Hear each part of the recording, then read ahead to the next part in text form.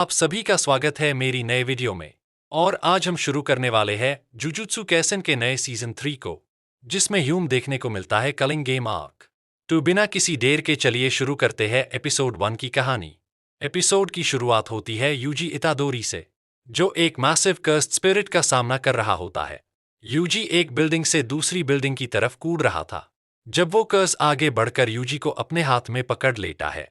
UG बचने की कोशिश करता है, पर उसी पाल एक टेस्वार अस्कर्स को ईर देता है और वो यूजी के ऊपर गिरकर मिट्टी बन जाता है। ये कर्स यूटा ओकोत्सु ने मारा था, और सबसे दर्दनाक बात, यूटा यहाँ यूजी को मरने आया है।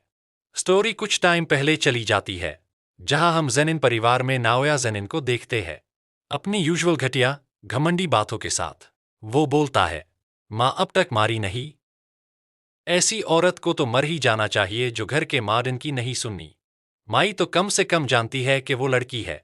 जिंजीची और ओगी जेनिन गुस्से में आकर कहते हैं, तुम्हारे पिता आखिरी सांसें ले रहे हैं और तुम अब आ रहे हो। नाओया हमेशा की तरह घमंड झड़ता है, किससे फर्क पड़ता है। जेनिन क्लैन का नेक्स्ट हेड मैं हूं।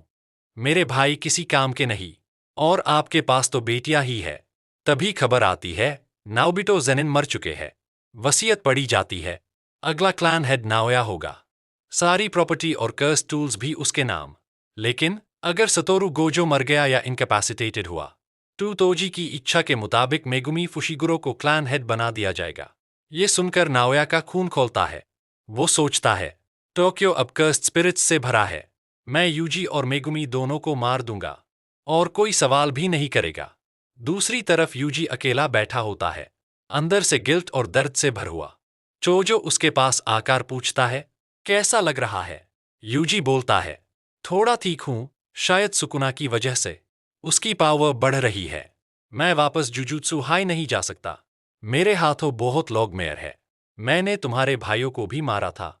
चोजो शांति से कहता है, वो एक गलतफहमी थी। मेरे दोनों भाई तुम्हें माफ कर देते।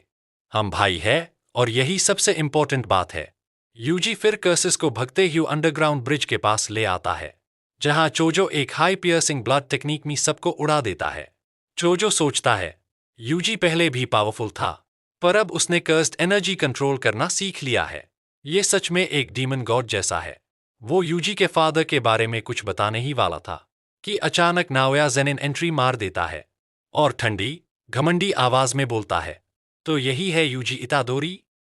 मेगुमी कहाँ है? वो अब तक आया क्यों नहीं?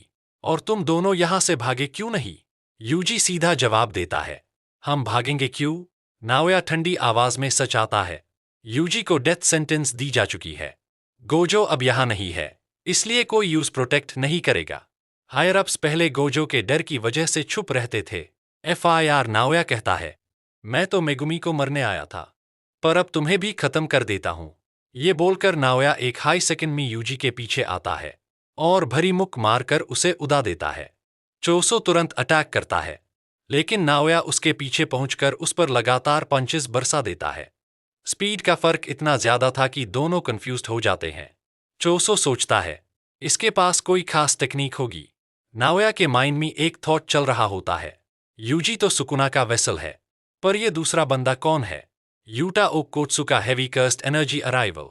अचानक तीनों को एक बहुत ही तेज कर्स्ड एनर्जी फील होती है। यूजीता है कि शायद गोजो सेंजी आ गए, लेकिन जब वो मुड़कर देखता है, तो बिल्डिंग से नीचे जंप करता हुआ यूटा ओकोत्सु होता है। उसकी लैंडिंग से जमीन में बड़ा गड्ढा बन जाता है। नाओया तुरंत पहचान लेता है, तुम यूटा हो ना, जिसे यूजी को मरने का काम मिला है। नाम सुनकर यूजी को याद आता है कि यूटा जुजुत्सु हाई का सेकेंड ईयर स्टूडेंट है, और एक स्पेशल ग्रेड सोर्सरर, बिल्कुल गोजो की कैटेगरी का। नाओया कहता है, मैं भी यूजी को मारने आया था, पर तुम्हारे काम में दखल नहीं दूंगा। चोसो यूजी से कहता है, जल्दी यहां से भाग जाओ। नाओया को मैं रोक लूंगा, पर यूटा से लड़ोगे तो बचा नहीं पाओगे। यूजी भागता है, लेकिन यूटा उसके बिल्कुल पीछे आ जाता है। Choso versus Naoya, blood manipulation versus speed. Choso अपनी ब्लड मैनिपुलेशन से नाओया पर वार करता है, लेकिन नाओया इजीली भाग जाता है और बोलता है, तुम्हारी टेक्निक में पियर्सिंग ब्लड के अलावा कुछ डेंजरस नहीं, और उसको चार्ज होने में टाइम लगता है। मैं तुम्हें आराम से खत्म कर दूंगा। चोसो गुस्से से जवाब देता है, तुम्हें लगता है मेरे भाई पर अटैक करके यहां से जिंदा जाओगे? Yuji versus Yuta cursed energy का एक्चुअल डिफरेंस। यूटा यूजी को फाइनली पकड़ लेता है। यही वो सीन था जो एपिसोड की शुरुआत में दिखाया गया था। दोनों की फाइट शुरू होती है और यूजी क्लियरली स्ट्रगल कर रहा होता है।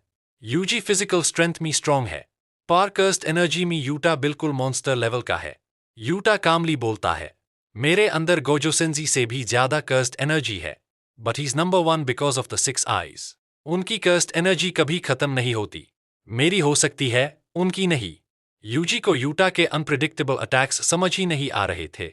हर अटैक पोटेंशियल किल शॉट था और यूटा पर यूजी के मुक्के का ऑलमोस्ट कोई असर नहीं हो रहा था। यूजी का काउंटर नाइफ वर्सेस कटाना। यूजी एक चाकू उठा लेता है। उससे गोजो ने सिखाया था कि कुछ सोर्सरर्स वेपन्स भी उसे करते हैं, पर उसके लिए कर्स्ड एनर्जी कंट्रोल बहुत जरूरी है।